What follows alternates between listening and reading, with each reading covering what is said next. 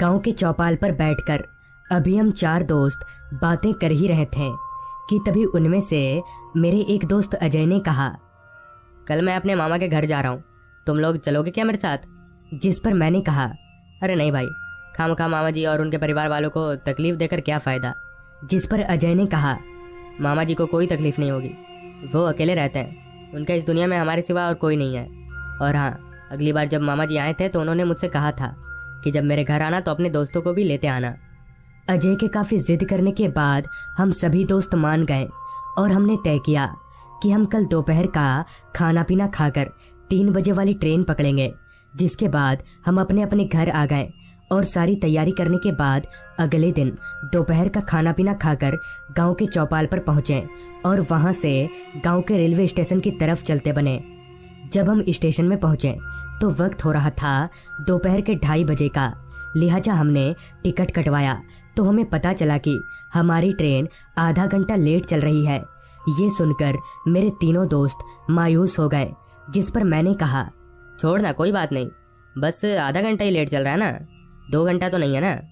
ये सुनकर मेरे दोस्तों के चेहरे पर हल्की सी मुस्कान आई और हम बैठकर ट्रेन का इंतज़ार करने लगे। करीब 1.25 घंटा इंतज़ार करने के बाद हमारी ट्रेन प्लेटफॉर्म पर आकर लग गई और हमारी ट्रेन में बैठने के 10 मिनट बाद ही ट्रेन खुल गई। अभी हमारी ट्रेन बस 2-4 स्टेशनों को पार की ही थी कि तभी बारिश शुरू हो गई, वो भी मूसलाधार। इतनी तेज बारिश को देखकर अजय ने कहा, अरे यार, अगर ऐसी बारिश होती रही तो हम फंस जाएंगे, क्योंकि काफ़ी बारिश होने पर स्टेशन से मामा के घर जाने वाला रास्ता पूरी तरह से डूब जाता है। खैर, अब हम कर भी क्या सकते हैं, क्योंकि बारिश रोकना ये हमारी तो क्या किसी भी इंसान के बस की बात नहीं है। करीब 5 घंटा ट्रेन में बिताने के बाद जब हम मामा के घर के स्टेशन पर उतरे तो भी बारिश काफ़ी ज़ोरों शोरों से बरस रही थी। मैंने जब इधर उधर देखा तो मुझे लगा ही नहीं कि यह कोई स्टेशन है, क्योंकि ना तो मुझे वहाँ स्टेशन का नाम दिख रहा था और ना ही प्लेटफॉर्म पर होने वाली किसी तरह की चीज़। पूरा इलाका बस घुप अंधेरे में डूबा हुआ था। ट्रेन से भी बस हम 4 दोस्तों के अलावा और कोई उतरा नहीं था। अभी हम खड़े खड़े भीग ही रहे थे कि तभी मैंने कहा, अजय, ये तेरे मामा के घर का स्टेशन ही है ना? हम कोई गलत जगह पर तो नहीं उतर गए ना? इस पर अजय ने कहा, हाँ हाँ भाई, यही है, वो देख स्टेशन मास्टर का कमरा।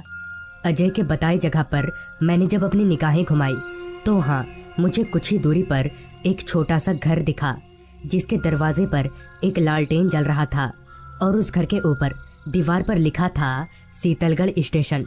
हम चलकर स्टेशन मास्टर के कमरे में गए तो वहाँ एक अधेड़ उम्र का आदमी स्टेशन मास्टर के यूनिफॉर्म पहनकर चेयर पर बैठा हुआ था। हम देखते ही समझ गए कि यही स्टेशन मास्टर है।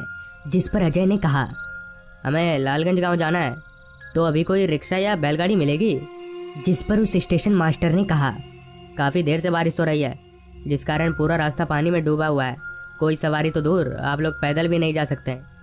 ये बात तो अजय ने हमें पहले ही बता दी थी, मगर इस मूसलाधार बारिश में हम पूरी रात कहाँ बिताएंगे। जिस पर मैंने स्टेशन मास्टर से कहा, मगर हम लोग इस बारिश में कहाँ जाएंगे? आप रुकने के लिए कोई जगह बता सकते हैं? इस पर स्टेशन मास्टर ने कहा, नहीं, इस मामले में मैं आप लोगों की कोई मदद नहीं कर सकता। निराश होकर हम उस कमरे से बाहर निकले। तभी मेरी नज़र खेतों के बीच थोड़ी दूरी पर एक घर में गई। उस घर को देखकर हमारी आंखों में हल्की सी चमक आई। हम चलकर वापस स्टेशन मास्टर के पास गए और उनको उस घर के बारे में बताया। जिस पर उन्होंने कहा, उस घर में तो कोई भी नहीं रहता और सारे खिड़की दरवाजे भी खुले हुए हैं, मगर मैं आप लोगों को उस घर में रुकने की हिदायत नहीं दूंगा। स्टेशन मास्टर के मुंह से ये सुनकर मैं समझ गया कि ये कोई भूत प्रेत का मामला है। जिस पर मैंने कहा, क्यों, उस घर में भूत रहता है क्या? इस पर स्टेशन मास्टर ने अपना सिर हाँ में हिलाया। जिस पर हम सभी दोस्त जोर जोर से हंसने लगे और स्टेशन मास्टर से बोले, हमें डर वर नहीं लगता, हम रह लेंगे, आप बस हमें एक लालटेन दे दीजिए। इस पर स्टेशन मास्टर भी तैयार हो गए। जिसके बाद उनके पास से एक लालटेन लेकर हम बारिश में भीगते हुए उस घर के पास पहुंचे तो सच में वो घर खाली पड़ा हुआ था और उस घर को देखने से ही पता चल रहा था कि उस घर में काफी सालों से कोई नहीं रहा। हम चलकर उस घर के अंदर आगे बढ़े तो अंदर का माहौल पूरी तरह से अंधेरे में डूबा हुआ था। मैंने लालटेन की रोशनी तेज की तो हमने देखा कि पूरा घर खंडर में तब्दील हो चुका है और जगह जगह पर मकड़ी के जाले नजर आ रहे हैं। उस घर में 2 कमरे थे, जिनमें से एक कमरा थोड़ा साफ सा लग रहा था। तो हम उस कमरे में जाकर बैठ गए और लालटेन को कमरे के बीच में रख दिया ताकि कमरे के चारों तरफ हल्की रोशनी आ सके। सुबह से ट्रेन में लंबे सफ़र तय करने के बाद हम काफ़ी थक चुके थे, मगर हैरानी वाली बात तो ये थी कि हम में से किसी को भी हल्की सी भी नींद नहीं आ रही थी। हम बैठकर अभी बातें कर ही रहे थे कि तभी हमारे कानों में एक अजीब सी आवाज़ आई, मानो कोई किसी चीज़ को जोर जोर से पटक रहा हो। उस आवाज़ को सुनकर मैंने कहा, ये कैसी आवाज़ है और कहाँ से आ रही है? जिस पर अजय ने कहा, लगता है भूत आ गया।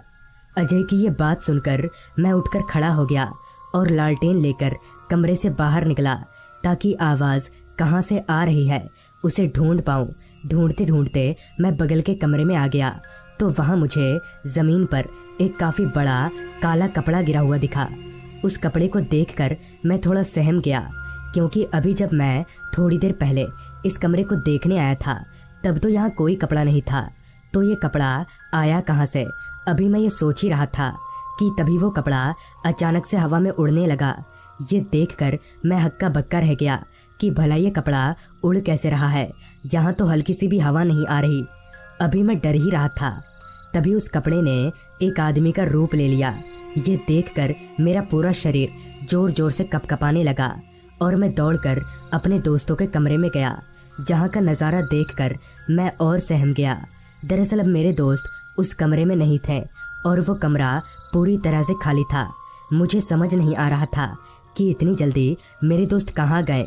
अभी मैं इधर उधर देख ही रहा था कि तभी पीछे से एक आवाज़ आई, तेरे दोस्तों की तरह तू भी मरेगा। उस आवाज़ को सुनकर मैं जैसे ही पीछे पलटा तो मेरे होश उड़ गए, क्योंकि ठीक मेरे सामने एक आदमी और एक औरत खड़े थे, जिनका चेहरा पूरी तरह से जला हुआ और उनकी आंखें लाल चमक रही थीं। अभी मैं अपने आप को मरा हुआ मान ही चुका था कि तभी उस भूत ने अपना लंबा हाथ बढ़ाकर मेरा गला पकड़ लिया। उसके गला पकड़ते ही मेरी आंखों से सब कुछ धुंधला धुंधला दिखने लगा। अभी मैं मरने ही वाला था, तभी मेरे तीनों दोस्त वहां पहुंचे, जिन्हें देखकर वो दोनों भूत हवा में धुआं हो गए। कुछ देर संभलने के बाद मैंने अपने दोस्तों से कहा, अरे उस भूत ने तो कहा था कि तुम लोग मर गए हो। जिस पर अजय ने कहा, वो सब छलावा था। तू जब उस कमरे में गया तो वो भूत तेरा रूप लेकर हमारे पास आया और तेरी आवाज़ में कहा, इस घर से जल्दी चलो। उसकी बात मानकर हम लोग घर से बाहर चले गए। कुछ दूर चलने के बाद तेरा रूप लेने वाला वो भूत गायब हो गया। तब हम दौड़कर इस घर में आए। अजय की बात खत्म होने के बाद हम वापस स्टेशन मास्टर के कमरे में गए और उनको पूरी बात बताई, जिस पर उन्होंने कहा, आज से 2 साल पहले उस घर में एक पति पत्नी रहा करते थे। एक दिन उस घर में आग लग जाने के कारण उनकी मौत हो गई। तब से उनकी आत्मा उसी घर में भटकती है। तो दोस्तों, ये थी आज की कहानी। अगर आपको ये कहानी अच्छी लगी हो तो चैनल को सब्सक्राइब कर